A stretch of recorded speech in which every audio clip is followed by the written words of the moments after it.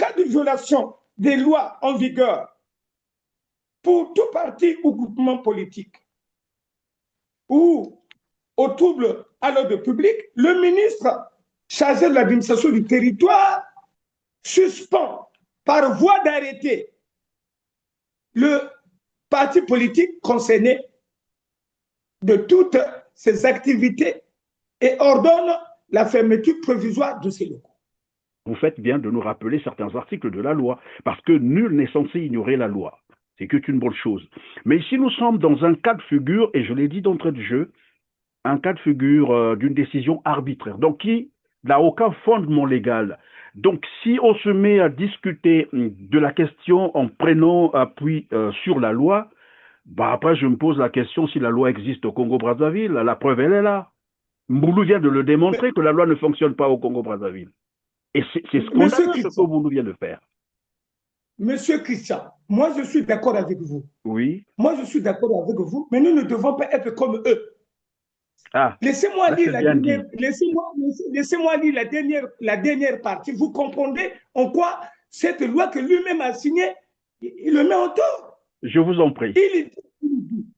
Il dit, la décision de suspension des activités et de fermeture provisoire des locaux est motivée.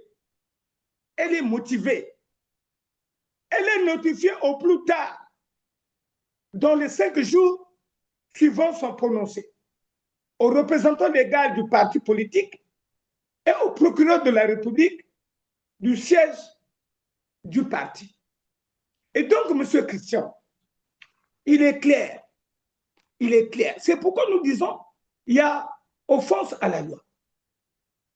Il y a offense à la loi. Pourquoi? Parce que ceux qui sont concernés par la reconnaissance, si la vision du ministère de l'Intérieur est de regarder les partis politiques qui adhèrent chaque année, mais cet arrêté n'allait concerner que les nouveaux partis en création.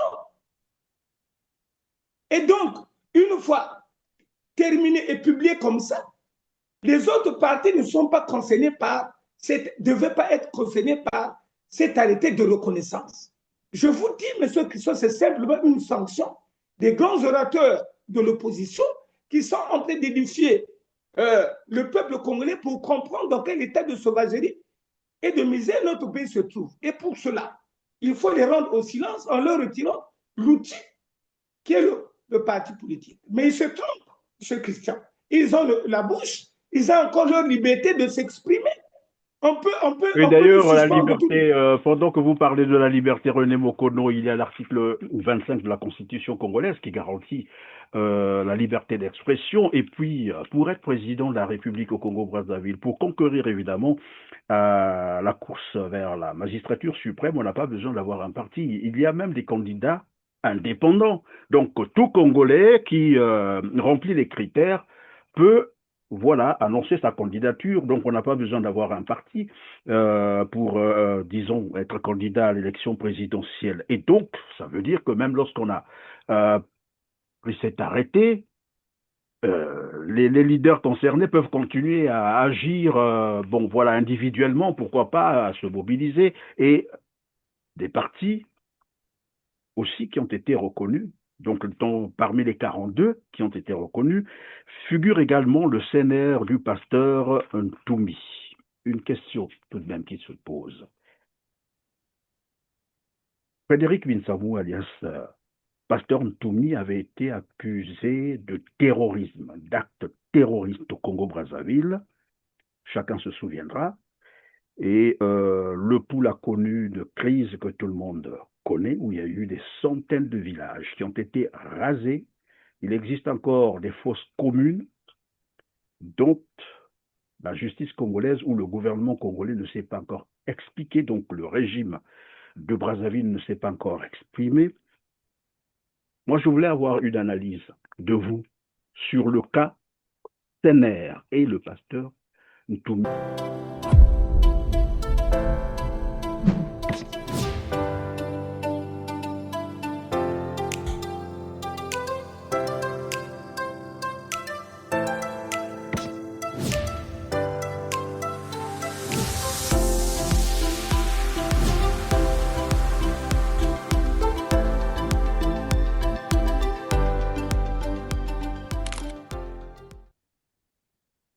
Mesdames, Messieurs, bonjour, très heureux de vous retrouver pour ce nouveau numéro Droit de Savoir. Vous êtes bel et bien sur R7 et merci de votre fidélité. Avec moi sur ce plateau, René Mokono, membre du Conseil national de l'UDHUT, président départemental de Pointe-Noire. Bonjour René.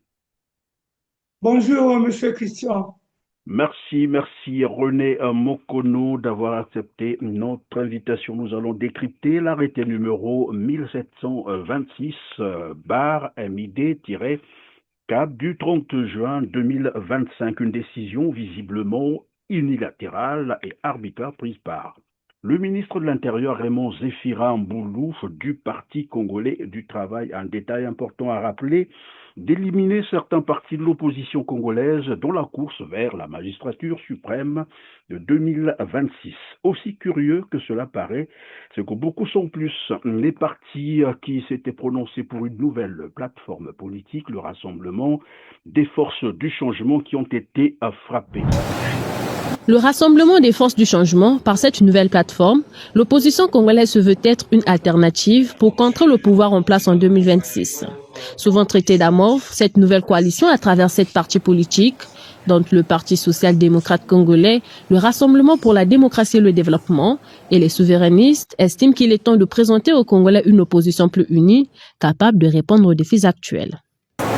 L'heure est venue de reconnaître nos faiblesses, de dépasser les clivages stériles, de refuser les calculs politiciens et de nous rassembler autour d'une ambition commune, celle de proposer au peuple congolais le changement, c'est-à-dire une véritable alternative, crédible et porteuse d'espoir. C'est pourquoi nous avons pris l'initiative de nous mettre ensemble en un front citoyen pour une nouvelle ère démocratique, un rassemblement des forces du changement regroupant toutes les composantes de l'opposition, déterminées à ne pas demeurer dans l'immobilisme. Le non-respect des lois et règlements de la République a été dénoncé au cours de cet échange avec les chevaliers de la plume et du micro. Mais le président Sassou, pour lequel toutes les voix s'élèvent à travers le pays pour réclamer son élection. Mais le président Sassou n'est pas en conformité avec la loi. Le président Sassou n'est pas en conformité avec la loi. Il a fait changer la constitution pour faire évoluer les institutions. Malheureusement, il ne respecte pas la loi. Et vous me direz, Clément Mirassa fait la langue de bois, mais je vous ajoute, vérifiez, cherchez tous les documents officiels. Depuis 2002, le président Denis Sassou Nguesso n'a jamais déclaré son patrimoine conformément aux articles 48 de la Constitution du 20 janvier 2002 et à la Constitution du 25 octobre 2015. Selon ce rassemblement des forces du changement, l'unité de l'opposition est le seul gage pour l'alternance en 2026. Même si on est pluriel, spécifiquement pour virer le PCT, il faut vraiment qu'on soit unis. Il faut qu'on arrive à bouger les lignes. Il faut qu'on arrive à faire que si la gouvernance électorale n'est pas là, que moi, c'est le point de vue, là je donne le point de vue du RDD si vous permettez, que personne ne se présente. Mais quand on dit que personne ne se présente, est-ce qu'on est capable de faire front pour les laisser se présenter et nous avoir d'autres activités? Simple coïncidence ou règlement de compte, on va le comprendre tout à l'heure.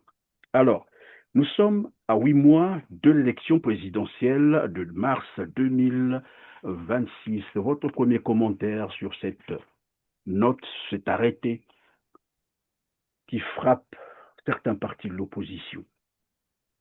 Monsieur Christian, à première vue, la publication de cet arrêté de reconnaissance des partis politiques par le ministre de l'Intérieur suscite des observations conformément aux lois de la République. Nous constatons à première vue une offense à la loi. Simplement, pour le simple fait que, le ministre de l'Intérieur dans cet arrêté, a violé un principe cardinal de l'administration. Oui. Le caractère clair et précis d'un document administratif, dans la mesure où, dans cet arrêté, tout est confus. Cet arrêté publie les partis politiques reconnus par le ministère de l'Intérieur en 2025. Or, ne recherche la reconnaissance de l'existence et le statut de parti politique, ainsi que la personnalité morale, les partis politiques en création. Oui. Donc, le ministère de l'Intérieur, conformément à la loi, donc au numéro 20 du 12 mai 2017, fixant les conditions de création de création et de financement des partis politiques, devait donc reconnaître les partis politiques en création. Il ne s'agit nullement des partis politiques déjà créés. Parce qu'à ce niveau, que nous soyons les dirigeants des institutions de la République, que nous soyons des citoyens congolais, nous avons le devoir de respecter la loi. Alors ici, nous sommes en face d'une décision très visiblement, et je l'ai dit tout à l'heure, qui n'est fondée sur aucune base légale. D'accord?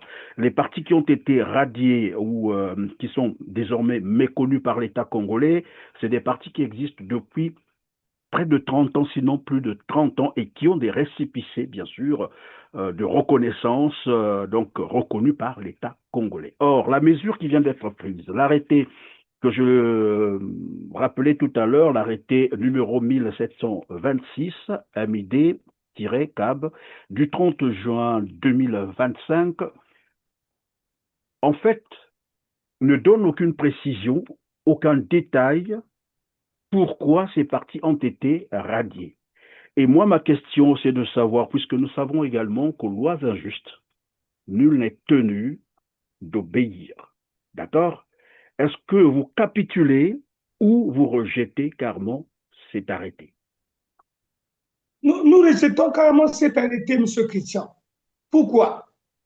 Parce que les partis sanctionnés ici ont le récépissé, ont la personnalité morale pour Clément Mirassa, par exemple, depuis 1991. Donc, il n'y a pas de raison. Parce qu'il y a le principe de l'article 2 du Code civil sur la non-rétroactivité de la loi. La loi ne dispose que pour l'avenir. Et donc, les partis comme ceux de Clément Mirassa ont été créés sous la loi de 1901 à l'époque. Et il y a continuité de l'État. Et donc, ces partis-là n'ont pas besoin de reconnaissance de personnalité morale par le ministère de l'Intérieur. Il faudrait que le ministère soit clair. Et surtout que rien n'a été évoqué dans cet arrêté. Ce qu'on peut reconnaître, c'est que le ministère de l'Intérieur a compétence s'il reprochait des faits à ces partis politiques. En ce moment, on ferait usage des dispositions de l'article 29, 30 et 31 de la loi numéro 20 du 12 mai 2017. Et en ce moment-là, il serait question de notifier par écrit ces partis politiques de ce pourquoi ils sont reprochés. Mais rien n'a été signifié dans ce sens, M. Christian, M. Zédar. Comment comprendre du coup? Et puis, M. Christian, ce qui est ambigu, c'est qu'on ne sait pas de quoi sont-ils sanctionnés. S'agit-il d'une suspension? S'agit-il d'une radiation? De quoi s'agit-il? Le texte et l'arrêté est muet. Bon, mais on ne peut déjà pas parler de la radiation. Je prends encore ici en exemple le PSDC de Clément Mirassa, mais aussi le RDD de l'ancien président de la République, Joachim Yombi Opango. Vous l'avez rappelé, c'est des lois qui, disons, des partis qui reposent sur la loi de 1901. D'accord? Et la loi n'a pas d'effet rétroactif. Mais là, on vient de... Je ne sais pas s'il faut appeler ça sanction, radiation ou suspension, on ne comprend pas du tout. Parce que dans l'arrêté, rien n'est notifié. Rien du tout. Et donc, en sorte, nous nous retrouvons dans une situation, j'allais dire, du gangstérisme politique, parce que je l'ai rappelé d'entrée de jeu, Raymond Zéphirine-Boulou est un membre du Parti congolais du travail, en plus. Mais est-ce que c'est une coïncidence? Je posais cette question tout à l'heure, je m'explique. Juste après l'annonce de la création de la nouvelle plateforme politique, le rassemblement des forces du changement, par ces partis qui ont été sanctionnés, parce qu'il y a le parti d'Ephraim Mafoula, donc les souverainistes, vous avez le PSDC, le Clément Mirassa, le RDD de Jacques Yombio Pango, vous avez aussi le Pape, donc de Jean-Pierre Anyangoy, etc.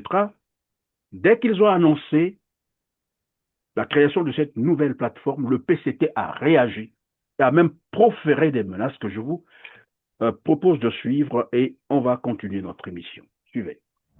Le PCT constate un activisme assez servile de certains hommes politiques au passé bien connu.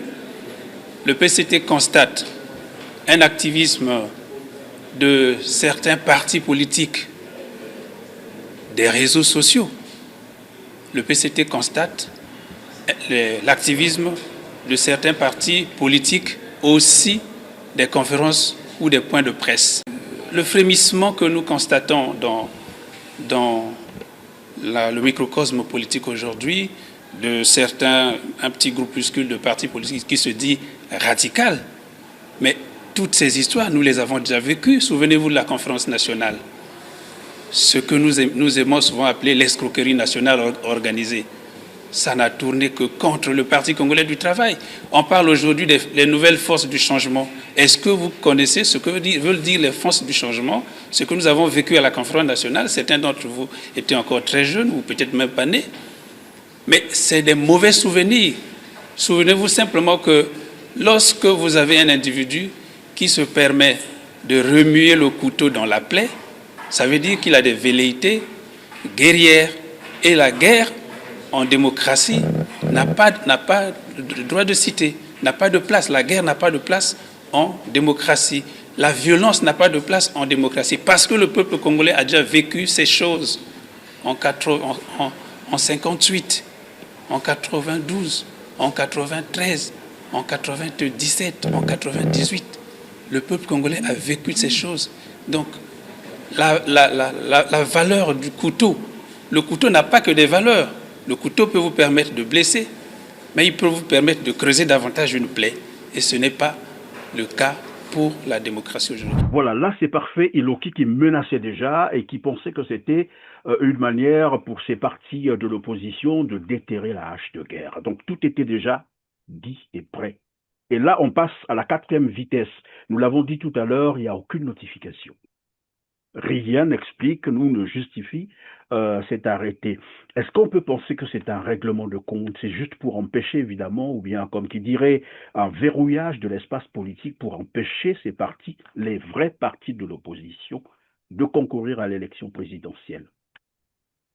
Oui, M. Christian, ça, on n'aura pas besoin d'avoir les jumelles pour le comprendre. On n'a pas besoin de jumelles parce que, M. Christian, même si il s'agissait d'une radiation, par exemple. Mais tout ce qui nous permet, nous, ou aux partis politiques d'exister, c'est la loi. La même loi que le ministre Mboulou lui-même a signée prévoit à son article 6 que deux faits, l'article 4 et l'article 5, ce sont ces dispositions-là qui peuvent donner lieu de la dissolution. Moi, je ne voudrais pas parler de ce qui est de ma tête, mais je voudrais parler de ce qui est de la loi. Parce que c'est comme je le dis, chez nous les Africains, quand c'est René Mokono, on peut mettre en doute. Mais quand c'est René Descartes, bon, on croit. Donc, faisons usage de la loi. Il s'agit, M. Christian, de l'article 6, qui définit les situations qui peuvent faire en sorte que le ministère de l'Intérieur puisse dissoudre les partis politiques. Je ne sais pas si on peut en faire lecture. Si vous permettez, bien sûr. Je vous en prie, oui. Nous avons ici la loi sur les partis politiques. Oui. Bien. Nous allons à son article 6. Article 6.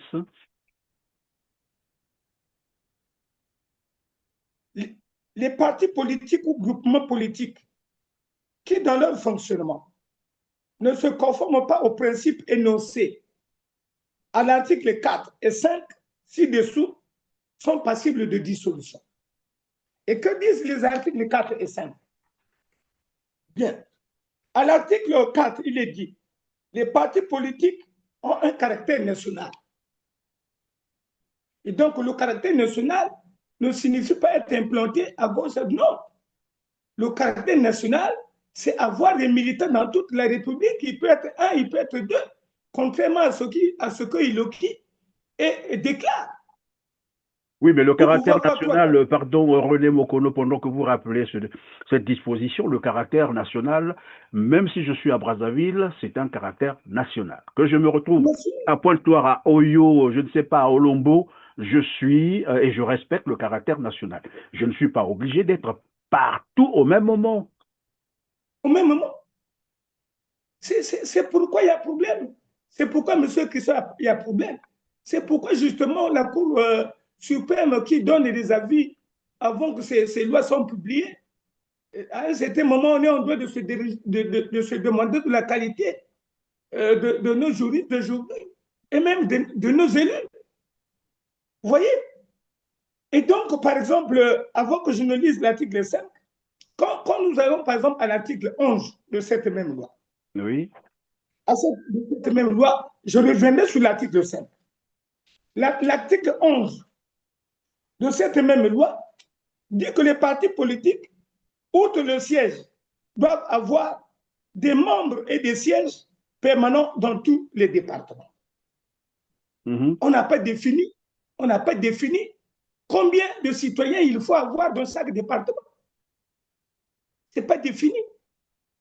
Et quand on nous dit dans chaque département, mais à l'époque, le Congo avait combien de départements? Aujourd'hui, je crois qu'il y en a 15.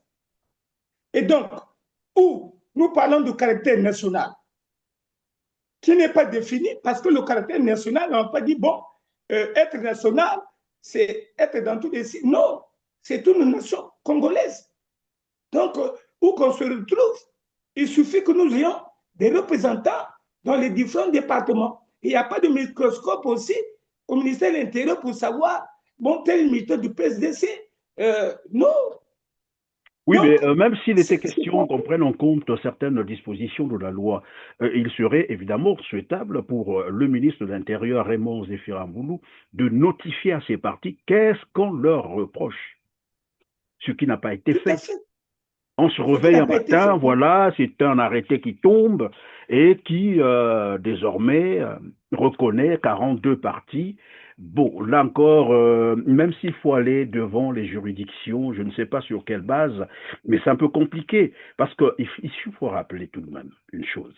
Le Parti congolais du travail est en violation flagrante de la Constitution congolaise. On peut le démontrer. Je m'explique.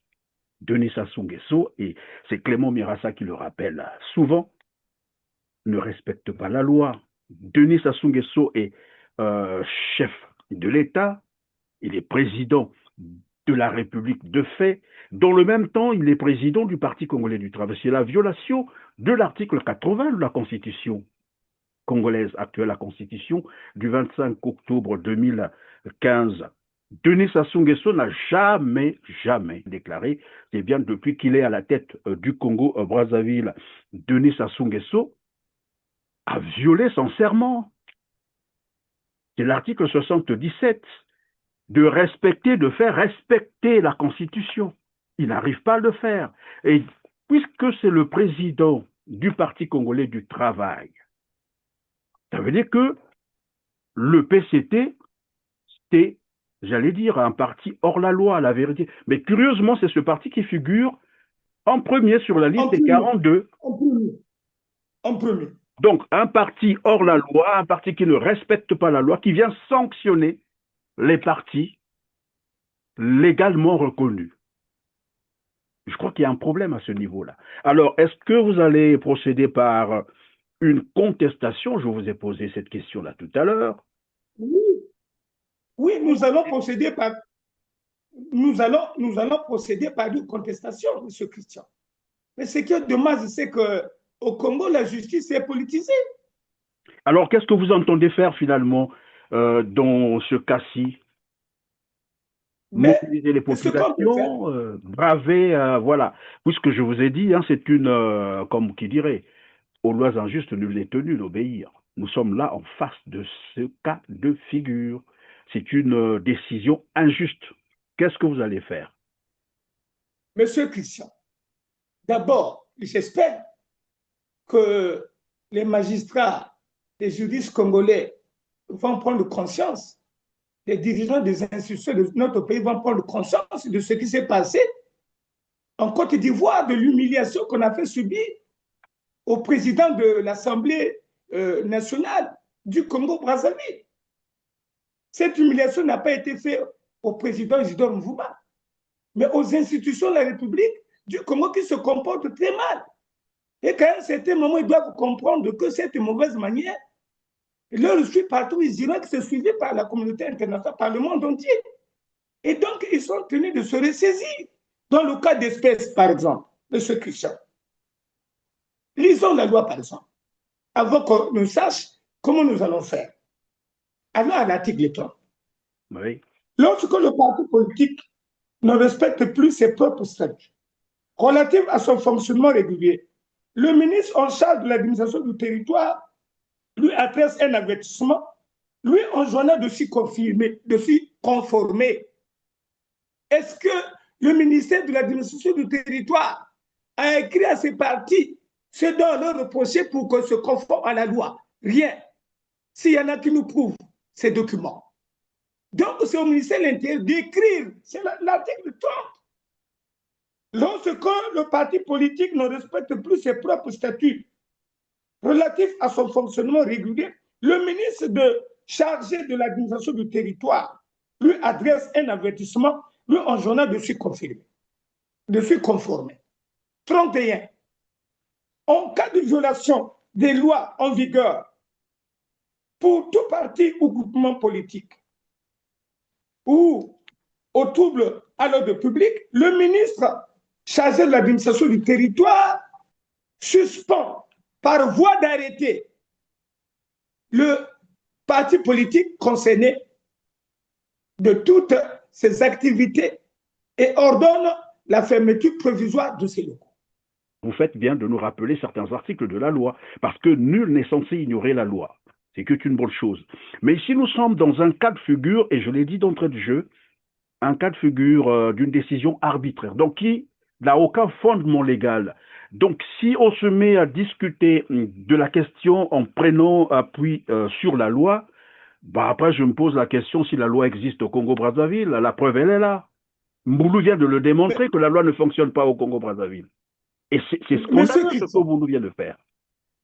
Monsieur Christian, moi je suis d'accord avec vous. Oui. Moi je suis d'accord avec vous, mais nous ne devons pas être comme eux.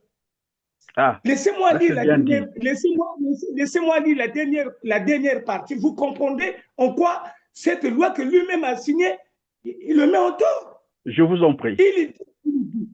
Il dit, la décision de suspension des activités et de fermeture provisoire des locaux est motivée. Elle est motivée. Elle est notifiée au plus tard dans les 5 jours qui vont s'en prononcer aux représentants légaux du parti politique et au procureur de la République du siège du parti. Et donc, M. Christian, il est clair. C'est pourquoi nous disons il y a offense à la loi. Il y a offense à la loi. Pourquoi? Parce que ceux qui sont concernés par la reconnaissance, si la vision du ministère de l'Intérieur est de regarder les partis politiques qui adhèrent chaque année, mais cet arrêté n'allait concerner que les nouveaux partis en création. Et donc, une fois terminé et publié comme ça, les autres partis ne sont pas concernés devaient pas être concernés par cet arrêté de reconnaissance. Eux, ils ne peuvent être intéressés au cas où des choses leur sont reprochées. Et en ce moment-là, ils sont notifiés de ce qui leur est reproché. Ça, c'est la loi. Maintenant, en dehors de cela, il est clairement établi que le pouvoir, n'étant pas démocratique, étant dans une dictature à outrance, ils oublient que c'est à eux qu'on garantit, la loi garantit la liberté d'expression. Je vous dis, M. Christophe, c'est simplement une sanction des grands orateurs de l'opposition qui sont en train d'édifier le peuple congolais pour comprendre dans quel état de sauvagerie et de misère notre pays se trouve. Et pour cela, il faut les rendre au silence en leur retirant l'outil qui est le parti politique. Mais ils se trompent, M. Christian. Ils ont la bouche, ils ont encore leur liberté de s'exprimer. Et d'ailleurs, la liberté, pendant que vous parlez de la liberté, René Mokono, il y a l'article 25 de la Constitution congolaise qui garantit la liberté d'expression. Et puis, pour être président de la République au Congo-Brazzaville, pour conquérir évidemment la course vers la magistrature suprême, on n'a pas besoin d'avoir un parti. Il y a même des candidats indépendants. Donc, tout Congolais qui remplit les critères peut annoncer sa candidature. Donc, on n'a pas besoin d'avoir un parti pour, disons, être candidat à l'élection présidentielle. Et donc, ça veut dire que même lorsqu'on a pris cet arrêté, les leaders concernés peuvent continuer à agir, individuellement, pourquoi pas, à se mobiliser. Bref, mais moi, je reviens sur...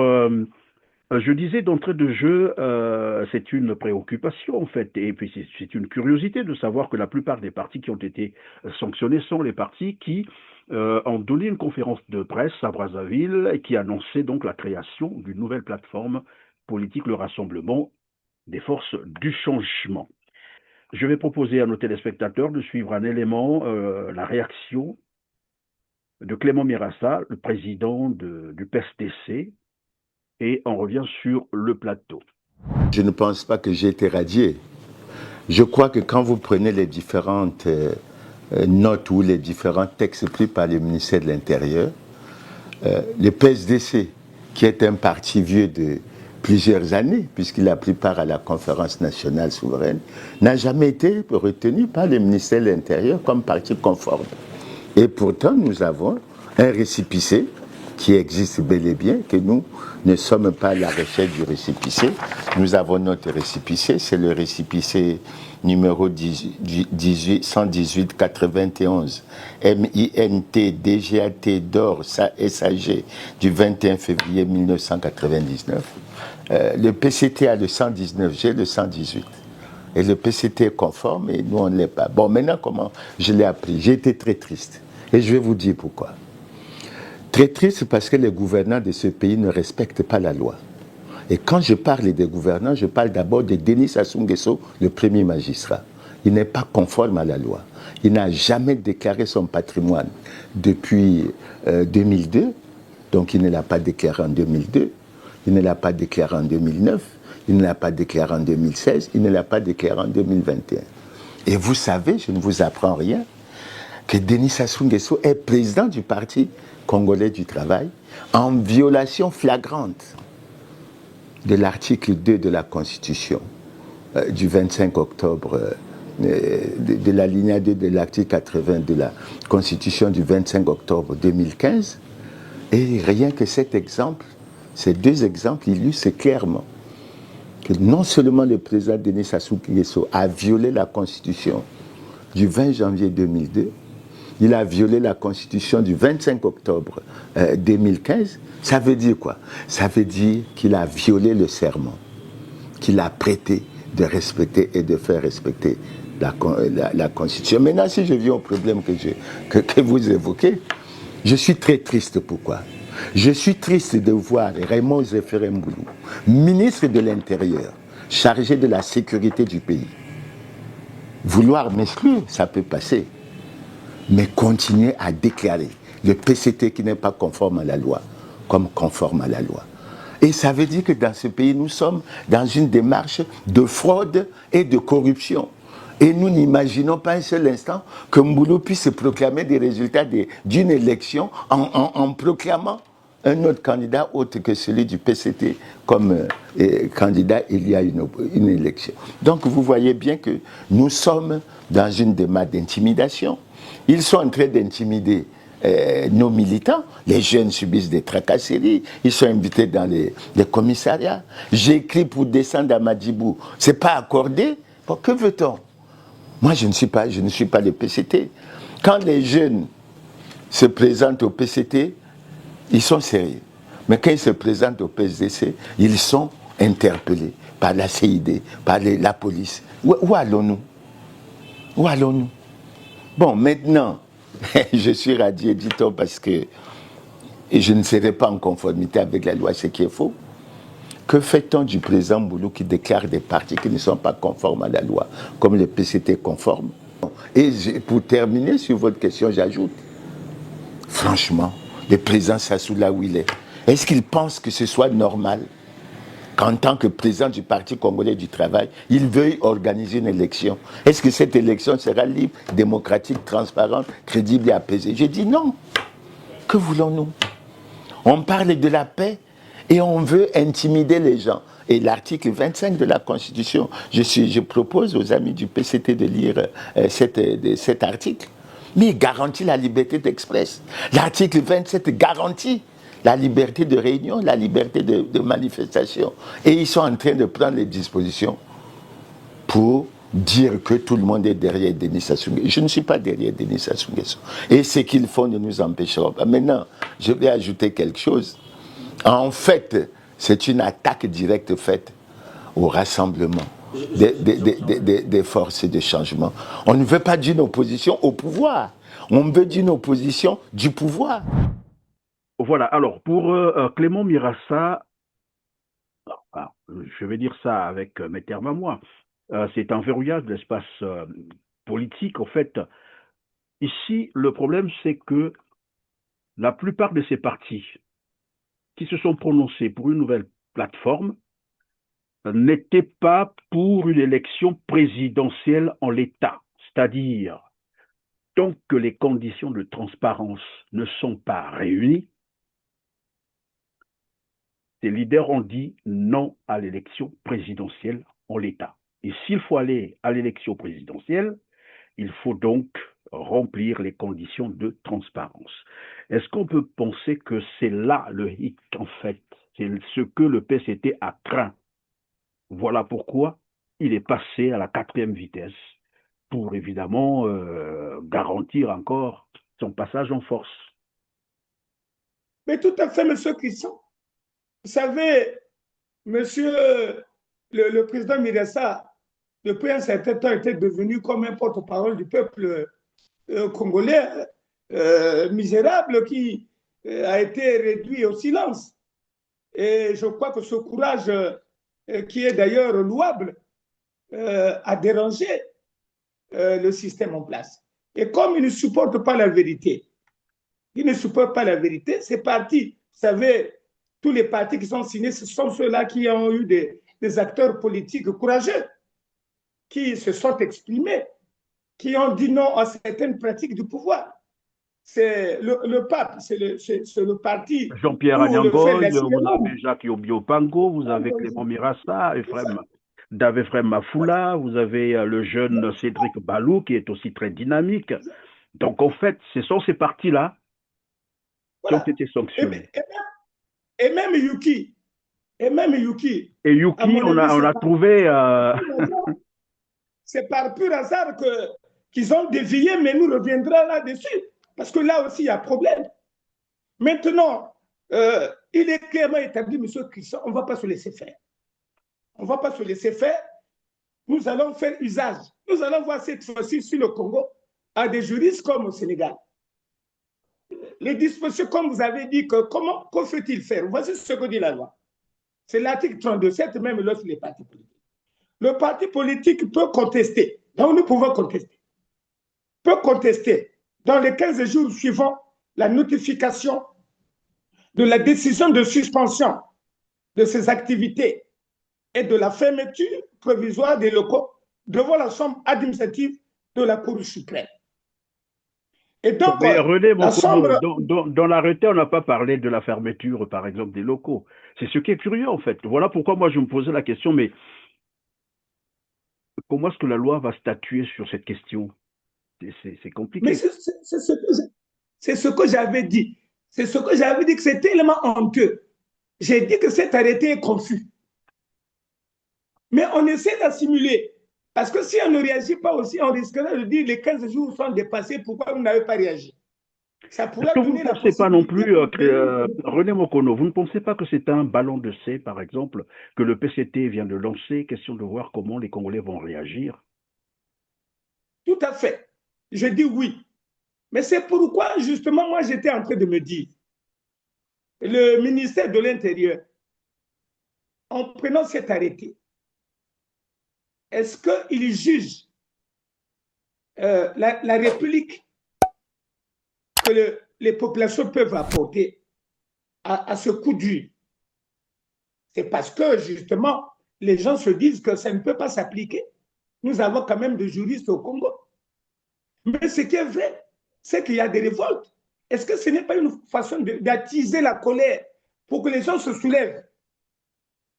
Parce qu'au sein du pouvoir de Denis Sassou Nguesso, il y a aussi certains, justement, qui ne sont pas du tout d'accord parce qu'un tel acte, pendant que le Congo est dans une situation très chaotique, très alarmante, où rien ne marche, où tout est détruit, il n'y a aucune activité, même le sport, la FECOFOOT a été sanctionné.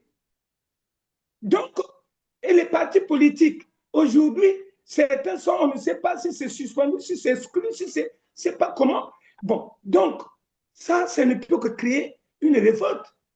Et cette révolte, quand les gens en ont marre, si le pouvoir se permet de prendre de telles décisions, avant de prendre de tels arrêtés, ça devait être examiné pour voir les conséquences sur la peut-il apporter.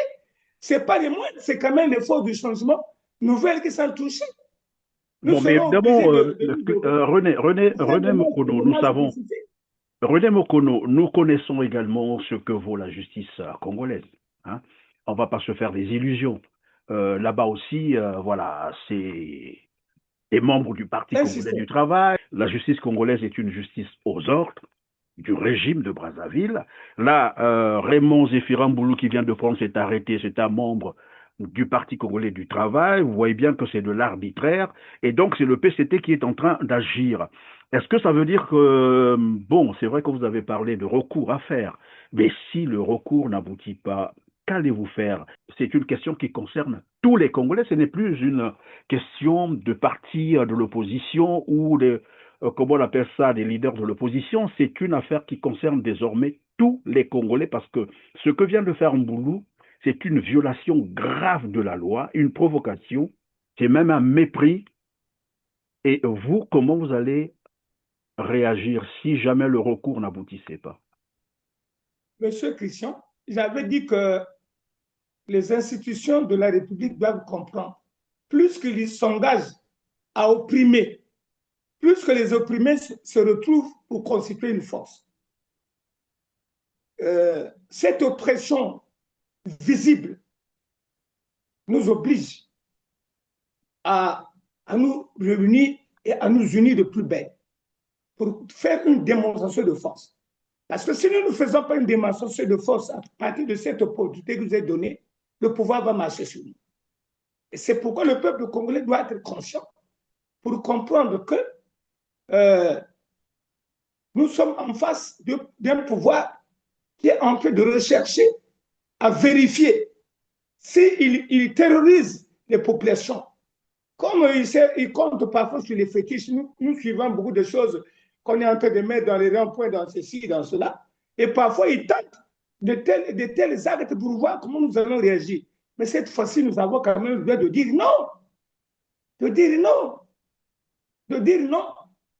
Mais, et puis, nous devons former une délégation de l'opposition pour qu'on se rapproche aussi du ministère de l'Intérieur. Qu'on aille savoir exactement c'est quoi et que sortir de là, nous venons faire une déclaration pour demander aux populations de se soulever. Il faut aussi qu'on se repose là-bas, qu'on sache, qu'on parte là-bas, qu'on dise qu'en forme de délégation de l'opposition, nous allons partir là-bas. Donc, des partis opprimés là, tel que ça a été fait là, on va se rapprocher et que sortir de là. Bon, maintenant, si les solutions ne sont pas trouvées, parce que le problème, ce n'est pas aussitôt bon aussi, M. Christian, de procéder à des actes de désinvolture. Il faut toujours donner l'opportunité, à mon avis. Il faut toujours, parce que ces responsables peuvent se tromper. Ils se trompent souvent. Parfois, ils pensent bien faire par ignorance. Ce n'est pas toujours la mauvaise foi. Comme beaucoup ne savent pas ce que c'est que l'administration, ce que c'est que ceci, ils posent des actes qu'ils regrettent par la suite.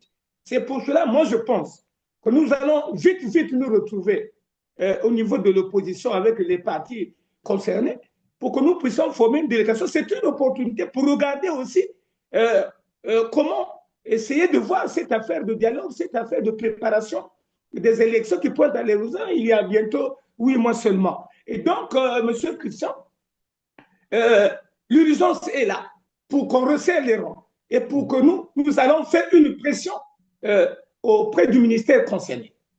Voilà, l'urgence est là et les partis ont commencé déjà à réagir, à se rassembler. Comme qui dirait, la vraie bataille vient là de commencer. C'est ça la vérité. Alors, vous êtes membre du Conseil national de l'UDHU, qui tout à l'heure vous annonciez, vous disiez d'ailleurs, que dans le cas, par exemple, de l'UDHU, c'est un cas tout à fait particulier. Est-ce qu'on peut y revenir? Justement, le parti a été retenu, non? Le parti Yuki a été retenu. Oui, M. Christian. Je voudrais aussi faire des observations à nos amis de l'opposition. Regardez, les frères de l'opposition se retrouvent. Et l'UDHU n'est pas là. Pourtant, ça veut bien que parce qu'ils se disent, non, peut-être qu'ils n'ont pas tort. Ils se disent que l'UDHU a été retenu. Parce que se sont retrouvés, c'est vrai. Bon, j'ai vu aussi Mathias Nzon, mais oui, mais vous avez raison en plus. Monsieur Christian, laissez-moi vous dire, tous ceux de l'opposition connaissent que quand on parle de l'UDHU là, ce n'est pas le vrai. C'est l'UDHU du faux de Badiabé. C'est ça le problème. C'est pourquoi moi, j'ai fait suffisamment d'émissions pour expliquer aux uns et aux autres la situation réelle que traverse l'UDHU. Et que nous avons la possibilité de dire et de donner le point de vue du véritable UDHU à l'opposition. Nous avons discuté avec le président Clément Mirassa. C'est moi qui lui ai dit qu'aujourd'hui, le peuple n'a plus confiance à l'opposition à cause de votre silence inutile. Mais je l'ai dit en tant que membre de l'UDHU, ce n'est pas tout le parti de l'UDHU qui s'est déporté pour aller chez lui. Et donc, la contribution de l'UDHU doit être prise en compte. Nous devons être appelés, moi particulièrement. Oui, mais d'abord, René Mokono, pardon, quel commentaire vous inspire cette manière de faire, le fait que Raymond Zéphirin Mboulou ait décidé de considérer Joseph Badiabio comme président de l'UDHU, alors qu'il connaît bien la situation de Yuki? C'est l'ignorance. C'est l'ignorance, monsieur. À mettre ça dans le compte de l'ignorance, vous pensez? Qu'ils sont aussi ignorants que ça? Je dis c'est l'ignorance. Pourquoi? Monsieur Christian, il n'est pas de la compétence du ministère de l'Intérieur pour désigner les dirigeants des partis politiques. Il est de la compétence du ministère de l'Intérieur pour reconnaître les partis politiques, mais pas de désigner les dirigeants des partis politiques. Donc cet arrêté devait s'arrêter uniquement si vous voulez bien reconnaître le parti politique de l'UDHU qui n'avait même pas son sens puisque l'UDHU est reconnu depuis le 2 octobre 2018. Donc le fond de cette reconnaissance, c'est de vouloir reconnaître Badiabé comme président de l'UDHU. Est-ce qu'il est de la compétence du ministère de l'Intérieur de publier les présidents des partis politiques? À quoi servirait finalement le journal officiel? Donc, ce n'est pas de sa connaissance, c'est une ignorance. Et donc vous pensez, René Mokono, vous pensez que finalement c'est une forme d'instrumentalisation, c'est ça, pour affaiblir évidemment le parti de Guy Brice Parfait Kolela? Mais tout à fait. C'est l'unique parti fort qui a démontré aux élections que nous sommes capables de renverser la vapeur avec notre projet de société. Et pour cela, il faut le détruire. Nous avons écrit, moi j'ai personnellement écrit, les congressistes ont écrit au ministre de l'Intérieur pour lui faire savoir la situation de l'UDHUK. Nous l'avons écrit, nous avons sollicité le rencontrer pour qu'on échange. Parce qu'on suppose qu'il peut être un manque d'informations sérieuses pour l'aider à avoir la parfaite maîtrise de la question, afin qu'il tranche quand c'est comme ça. Il peut appeler les deux tendances s'il y a la représentativité au niveau de l'État. Alors, vous avez écrit au ministère de l'Intérieur, pardon René Mokono, vous avez écrit au ministère de l'Intérieur, c'est quoi la substance? Est-ce qu'on peut nous parler de votre lettre que vous avez adressée, oui? Nous avons écrit au ministère de l'Intérieur, suite à cette difficulté qu'il y a avec le congrès usurpé de Badiabio, le pseudo-congrès usurpé, et pour éviter qu'il y ait tiraillement, nous avons pensé nous rapprocher du ministre de l'Intérieur, qui est le gestionnaire des partis politiques, oui, pour qu'on essaie de regarder pour qu'il soit au courant de la véritable situation. Parce que notre congrès, qui avait été autorisé, donc voici l'autorisation, finalement, donc voici l'autorisation de la préfecture oui, de Brazzaville. c'est noté, oui. Et donc ne pouvait plus être interdite par une institution quelconque, surtout qu'il n'y avait rien à nous reprocher. Le Congrès avait déjà ouvert ses portes. Bref, et donc, nous avons voulu nous rapprocher de lui pour l'aider à maîtriser la question et certainement à faire en sorte à dire à Badiabio, comme il avait dit quand il s'était retrouvé là-bas, il n'avait plus le courage pour dire retrouvez-vous. Nous avons écrit. Malheureusement, jusqu'à aujourd'hui, le ministre de l'Intérieur ne nous a même pas encore répondu. Même le commandement des forces de police à qui on avait adressé la correspondance après celle du ministère de l'Intérieur, nous a reçu 2 fois. Mais le ministère de l'Intérieur, jusqu'à aujourd'hui, ne l'a pas encore fait. Et donc, là, il est en difficulté. Il publie. Donc, en fait, ça s'apparenterait beaucoup plus à une ingérence du ministre de l'Intérieur dans les affaires du parti. C'est ce que j'ai cru comprendre. Et donc, qu'est-ce que vous faites concrètement? Vous rejetez cette reconnaissance, alors, de Badiabio par Raymond Zéphirine-Boulou? Nous prenons en compte simplement la reconnaissance peut-être de l'UDH, mais pas du président de l'UDH, parce que les dirigeants du parti, ce n'est pas seulement le président, c'est tout un ensemble de dirigeants. Pourquoi ils n'ont pas aligné les dirigeants de ces partis politiques pour qu'ils soient reconnus? Pourquoi reconnaître seulement le président du parti? Est-ce que le président du parti est le seul dirigeant du parti? Ça veut dire que le texte ne tient pas. Alors, René Mokono, je disais d'entrée de jeu, nous avons aussi le temps à gérer. L'UDHUK reconnu, mais avec un président que vous contestez parce que de toute façon, il avait été en fait élu par un congrès controversé, d'ailleurs, que les autres membres de l'UDHUK ne reconnaissent pas. Parmi les partis, donc, disais-je, sanctionnés, on ne sait même pas quel est le terme qu'il faut utiliser, qui ne sont plus reconnus par le gouvernement congolais, figure, nous avons dit tout à l'heure, le PSDC, RDD, vous avez les souverainistes, le pape, que sais-je encore, et des partis aussi qui ont été reconnus. Donc, parmi les 42 qui ont été reconnus, figure également le CNR du pasteur Ntoumi. Une question tout de même qui se pose. Frédéric Winsavou, alias pasteur Ntoumi, avait été accusé de terrorisme, d'actes terroristes au Congo-Brazzaville. Chacun se souviendra. Et le Poul a connu une crise que tout le monde connaît, où il y a eu des centaines de villages qui ont été rasés. Il existe encore des fosses communes dont la justice congolaise ou le gouvernement congolais ne s'est pas encore expliqué, donc le régime de Brazzaville ne s'est pas encore exprimé. Je vais vous proposer un élément, s'il s'agit de comment appeler ça, du recueillement qui avait été organisé au niveau du boulevard Alfred Raoul. Vous vous souvenez des soldats qui étaient tombés au cours de cette... Le Congo a rendu hommage aux victimes du Poul mardi.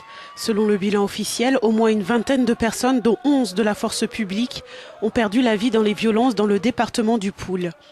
La cérémonie en leur honneur s'est déroulée sur l'esplanade du Palais des Congrès à Brazzaville, en présence du chef de l'État et d'environ 2000 personnes. Les parents des victimes sont inconsolables.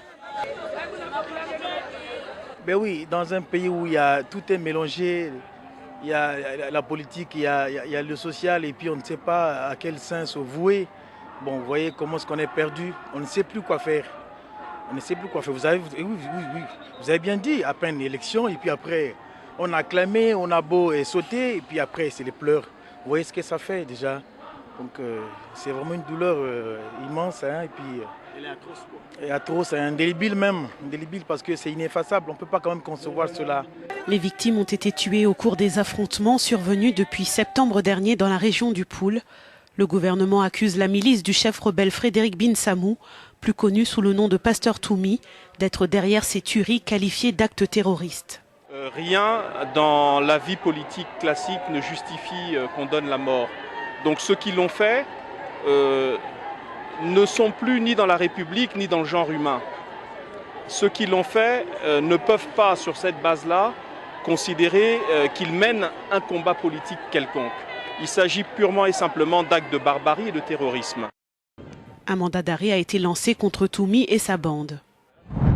Voilà, donc ce sont là des soldats qui étaient tombés dans le Poul, dans cette crise où Frédéric Binsamou, donc Pasteur Toumi, avait été accusé d'actes terroristes. Et nous avons aussi entendu Thierry Mongala le répéter, que Toumi était un terroriste, que je vous propose de suivre.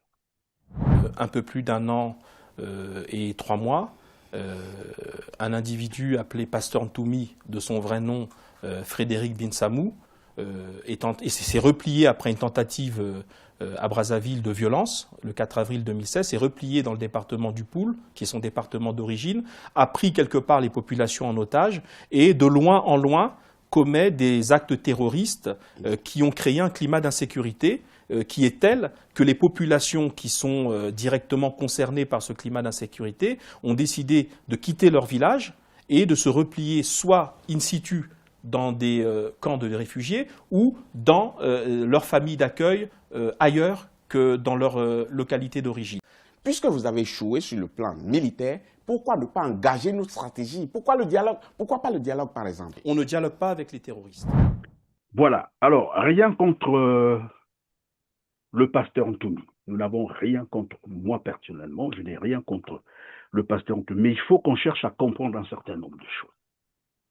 Son parti a été reconnu parmi les 42. Il est même déjà en activité, comme par hasard. Est-ce que c'est une simple coïncidence?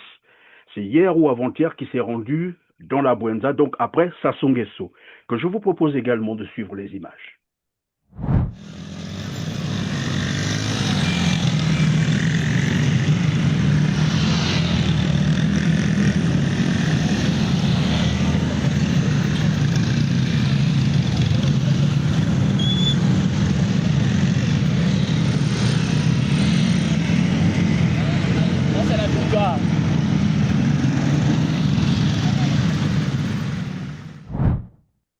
Voilà, après, il a posé avec donc le préfet de la Bouenza, et là, je veux dire à nos téléspectateurs, c'est peut-être une information, Clément Mirassa, avant même l'arrêté que vient de prendre Raymond Zéphirine-Boulou, avait programmé une descente à Madibou, dans le cadre de son parti. L'arrêté n'était pas encore pris.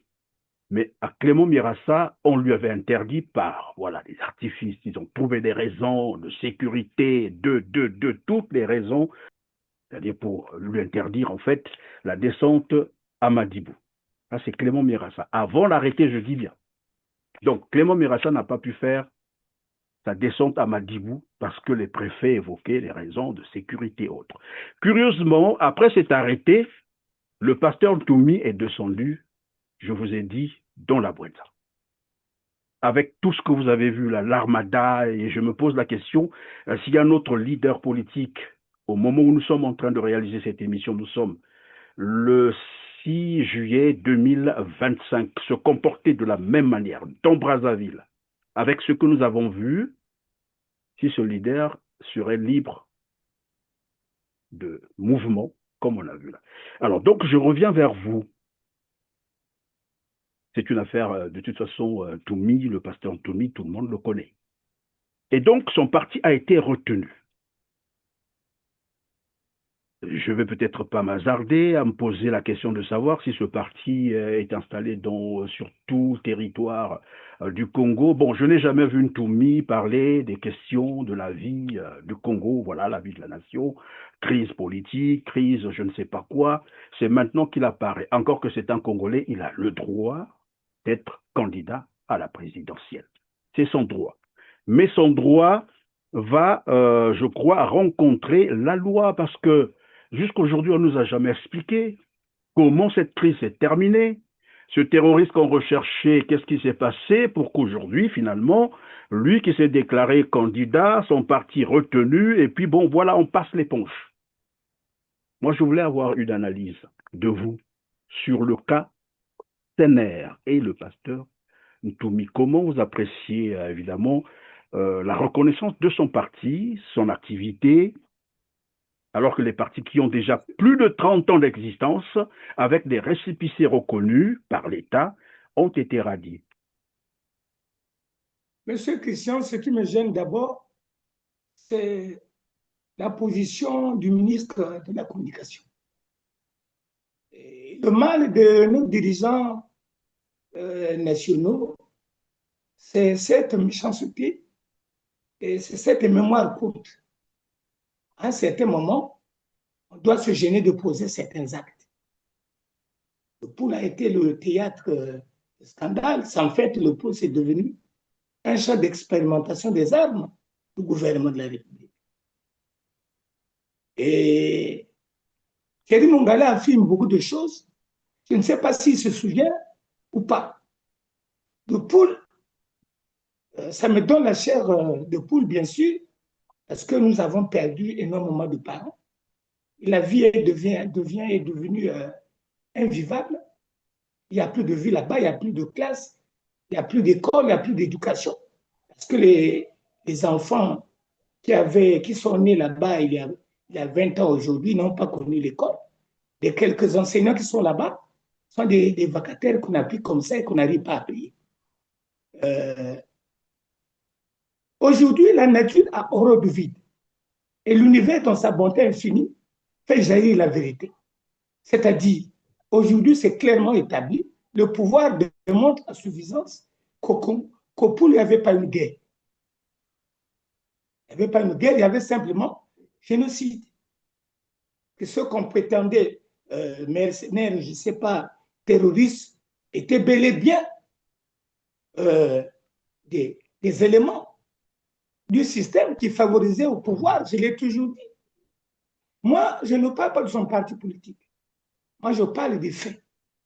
Dans mon village, à moi, il y a eu des massacres. Je n'ai même pas envie d'en parler, parce que sinon, ça va me révolter. Et donc, clairement, M. Christian Pellerin, le pouvoir, par le fait de cette liberté qu'on est en train de donner au frère Binsangou, qui est un frère, c'est la preuve de la complicité du système et une insulte au peuple du Poul pour dire que vous êtes bête et vous vous êtes fait tuer. Voilà, aujourd'hui, ce monsieur-là, c'est notre type. C'est clair. Oui, mais René Mokono, vous ne craignez pas que le Poul retombe dans la même situation qu'en 2017, 2018? Mais je ne crains pas cela, parce que le pouvoir sait qu'il ne peut pas gagner une élection. Et que quand ils sont convaincus qu'ils ne peuvent pas gagner une élection, ils provoquent la guerre. Ils pistonnent sur leurs boutons leurs éléments qui sont dans ces départements-là. Par un petit motif, ils déclenchent. Regardez ce qui s'est passé lors de la sortie des familles Silulu à Makelele. Il y avait même un Morel qui avait dit, mais vous avez brûlé jusqu'à la mairie, est-ce que c'est là-bas qu'on vous a demandé de brûler? Vous comprenez?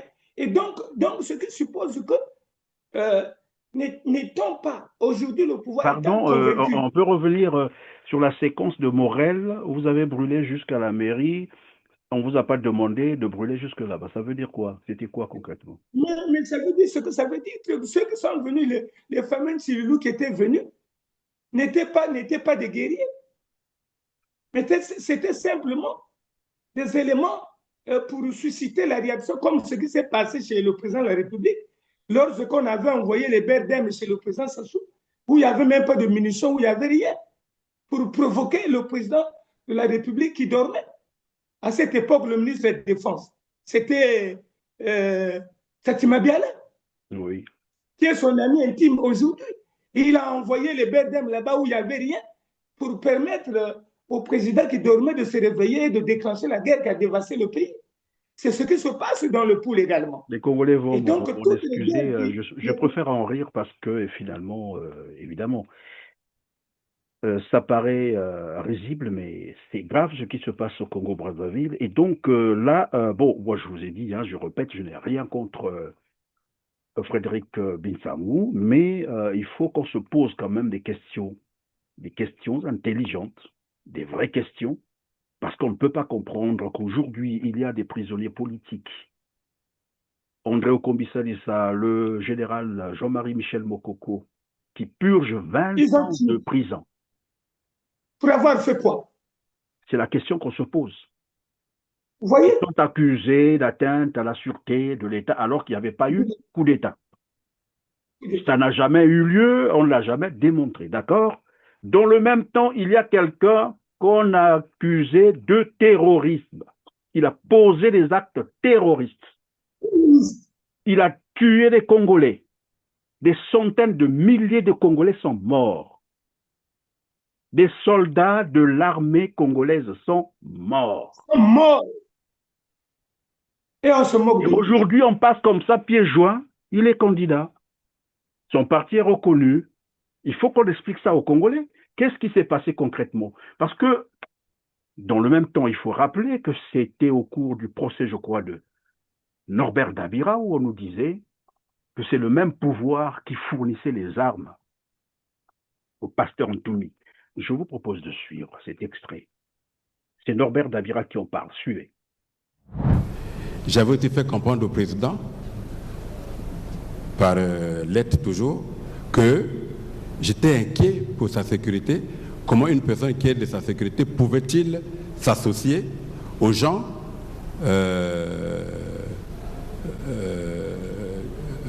de l'extérieur qui aux rebelles? Pardon?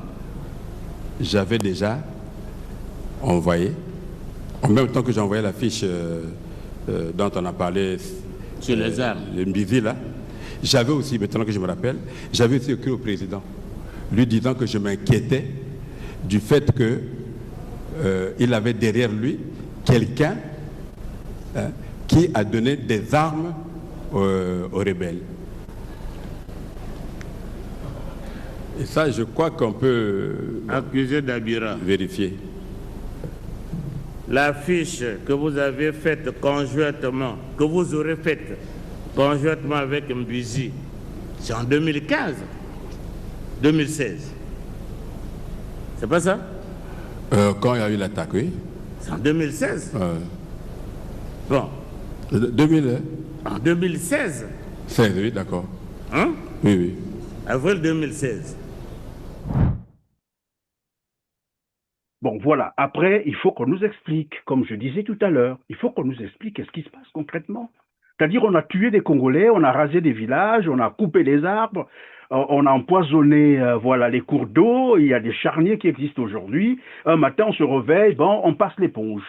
Personne n'est condamné, personne ne vient répondre à ces actes criminels et crimes contre l'humanité. Bref, c'est une préoccupation. La question est posée à chacun de commencer à analyser ce qui est en train de se passer, ce que le Parti congolais du travail est en train de vouloir encore préparer contre les Congolais. Allez-vous accepter encore mourir bêtement. Je ne pense pas. Alors, René Mokono, je crois que nous sommes arrivés à la fin de cette émission. Voilà, je vous laisse le peu de temps qui nous reste pour conclure. Peut-être que vous avez une préoccupation. En tout cas, merci beaucoup. Merci beaucoup, M. Christian. Je lance un appel aux autorités de la République. À un certain moment, ils doivent aussi se mettre à la place des autres. Nous n'avons rien contre notre frère Toumi, son parti politique. C'est bien, la paix, paraît-il, est retrouvée, c'est bien. Mais on ne peut pas effacer d'un revers de main. Il faut qu'il le blanchisse. Si le pauvre est innocent dans tout ce qui se passe, et qu'il fasse un procès dans la population congolaise pour dire non, c'est pas lui. Comme ça, le peuple, comme ça, le pauvre soit lavé devant les tribunaux. Bon, mais d'ailleurs, avant qu'il ne soit lavé, pendant que vous le dites, René Mokono, mais c'est à lui aussi de le réclamer, de dire au gouvernement congolais, attention, moi, je suis toujours considéré comme, voilà, celui qui a fait tuer les gens ou qui a tué les gens, mais alors que c'est vous qui le faisiez, alors dites aux Congolais que ce n'est pas moi, moi je suis innocent. Ça, il ne le fait pas, il ne le réclame pas. Malheureusement. Mais il ne peut pas le réclamer. Le président Guibis Parfait Colette disait qu'il y a un chic dans le pool qu'il faut extirper pour que la paix règne dans le pool. C'est le président Guibis Parfait Colette qui le disait. Il savait pourquoi il le disait. Et donc aujourd'hui, pour moi, ceux qui sont, je n'aime pas qu'on en parle parce que ça va me révolter. Et donc, la seule chose que je vais vous dire, c'est de nous demander au pouvoir en place qu'il fasse des efforts pour qu'il annule cet arrêté qui est sur le point de créer des révoltes et qu'il retire le nom de Badiabé comme dirigeant de l'UDA-Souki et que prochainement, dans les arrêtés qui vont sortir, qu'il n'y ait pas les noms des présidents des partis politiques. Parce que ces présidents peuvent être sanctionnés par haute trahison et on les retire à la tête de leur parti. Est-ce que le ministère de l'Intérieur sera obligé de reprendre les arrêtés où leur nom figure? Vous comprenez? Donc, chaque fois qu'un président d'un parti est exclu dans son parti pour haute trahison, bon, le ministère de l'Intérieur sera obligé de reprendre l'arrêté pour régulariser ça. Alors que ça, c'est de la compétence juste du journal officiel. Et donc, nous lançons aussi un appel au ministre de l'Intérieur, cette fois-ci, vraiment de nous recevoir et de se mettre au-dessus de la mêlée pour que nous essayions de discuter et d'épargner aux Congolais un bain de sang une fois de plus. S'ils continuent les insultes de la République, les magistrats qui étaient tenus d'appliquer la justice telle qu'ils le sont, ils prennent des arrêtés. Mais Monsieur Christian, il y a un arrêt de la Cour suprême qui a attribué à Pointe-Noire, à la famille Kinyamilwembe, tout Pointe-Noire et tout le Kouilou, et jusque dans la Bouenza. Ça appartient à la famille Kinyamilwembe. Et c'est un arrêt de la Cour suprême. Donc c'est une honte aujourd'hui, je ne sais pas en quoi vont s'en tenir. Est-ce que tous les gaillards, les grands juristes de l'époque sont tous morts? Donc que le pouvoir évite le ridicule. Qu'il évite le ridicule. Bon, mais sur ce que vous rappeliez là, Denis Sassou Nguesso lui-même a reconnu que le ver est dans le fruit. Donc ça veut dire que la justice ne fonctionne pas, c'est une merde. Je préfère utiliser le terme comme ça. Moi, je ne fais que qualifier, mais voilà, Denis Sassou Nguesso lui-même a reconnu que c'est une merde, voilà, le ver est dans le fruit, il le disait devant les magistrats, mais avant de le dire, il leur a rappelé, on a changé, on a sanctionné des magistrats, et quand on a nommé d'autres, ils ont fait pire que ça. Ça veut dire que cette justice ne fonctionne pas. Et nous étions arrivés de relever de leurs fonctions tous les magistrats du parquet du siège, tous ceux de Pointe-Noire, ils avaient tous étaient relevés.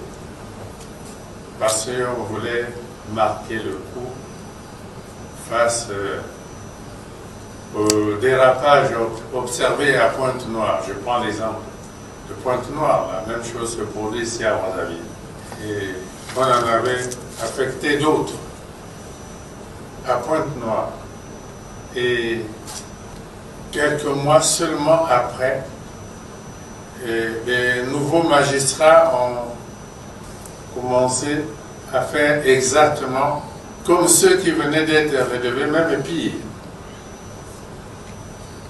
Alors, la conclusion que nous tirons maintenant au moment où nous prenons d'autres décisions, c'est qu'il y a le ver dans le fruit. Il y a effectivement le ver dans le fruit. Maintenant, c'est au magistrat de nous prouver le contraire. C'est ça le problème. Et puis, M. Christian, leur indice a été élevé. Aujourd'hui, les fonctionnaires les mieux payés au Congo, ce sont les magistrats. Donc, ils prennent des millions comme ça, l'argent du contribuable congolais, pour boycotter en plus le travail. C'est curieux quand même. Hein. C'est bizarre. Une petite grosse, pour retirer une petite grosse, il faut aller autour de 80 100 000 francs pour retirer une grosse. Alors que c'est un ministère qui est subventionné. Et tout ça, c'est pour faire souffrir la population. Et c'est pourquoi j'en appelle vraiment à nos autorités d'avoir pitié de notre peuple. Et nous ne baisserons pas les bras, nous ne cesserons de les réclamer. Et l'UDH-Chouki, aux militants de l'UDH-Chouki, je dis d'ici peu, nous allons être encore ensemble. Et nous relançons par cette émission le rendez-vous avec le ministre de l'Intérieur. Cette fois-ci, je crois qu'il va nous recevoir. Et à l'opposition, je dis, retrouvons-nous le plus vite possible.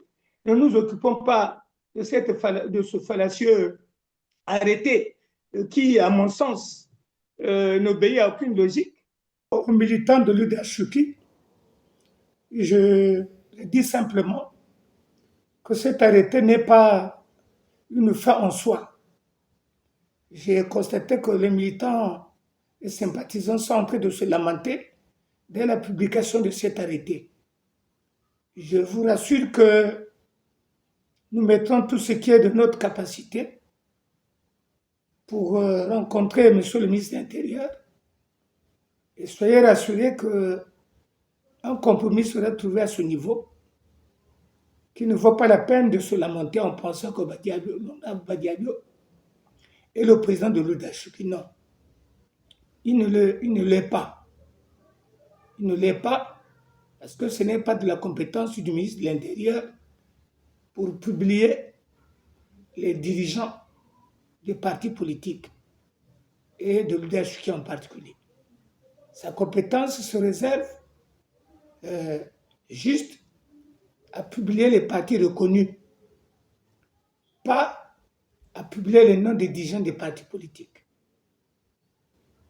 Donc, retenez que Laurent Badiabio n'est pas le président de l'UDH-Yuki. Le ministère de l'Intérieur va corriger cela. C'est vrai qu'il a certainement reçu les dossiers de Laurent Badiabio là-bas, et que les nôtres du vrai congrès ne soient pas encore parvenus. Il est obligé de prendre en compte ce qui est en face de lui. Quand nous allons apporter les documents contraires à ceux donnés par Badiabio, le ministre de l'Intérieur sera tenu de corriger. Merci René Bokono d'avoir été avec nous. Ça a été un plaisir. Mesdames, Messieurs, n'oubliez surtout pas de cliquer sur le petit pouce en l'air juste au bas de la vidéo. Et avoir massivement partagé. Dites-nous en commentaire ce que vous en pensez. Merci.